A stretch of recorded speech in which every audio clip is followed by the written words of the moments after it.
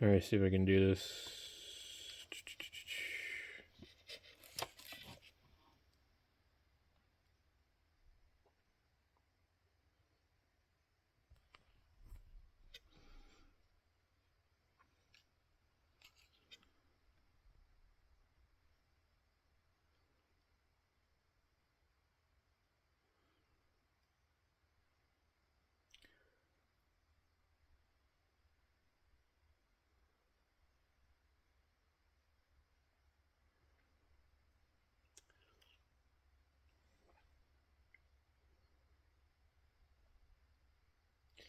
So it's just, I've got it right now. I'm hooked to my home internet router, but it does the same thing when I plug it into my computer.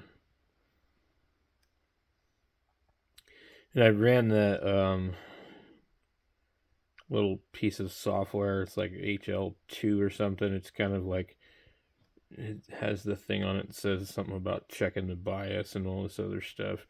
But that never discovers it, and Spark SDR never discovers it. SDR console, none of them. And I can't find it on my home network when I try and map out the network. So it just sits here and does this all the time. I think at one point in time I did see the other one here lit up and flashing or something, but this is all it does anymore.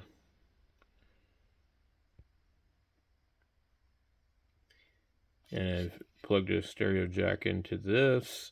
So what I did originally was I had the stereo jack into here with the wires all twisted together, and then I applied power for like 5 seconds, 10 seconds, something like that, and then removed the stereo plug and then let it run. Then another time I tried the same thing, but actually just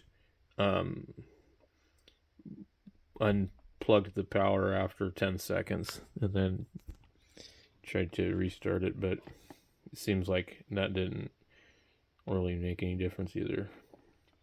So it's just going to sit here and do this the entire time. I've left it plugged in like this for hours and hours and hours. So thanks for watching.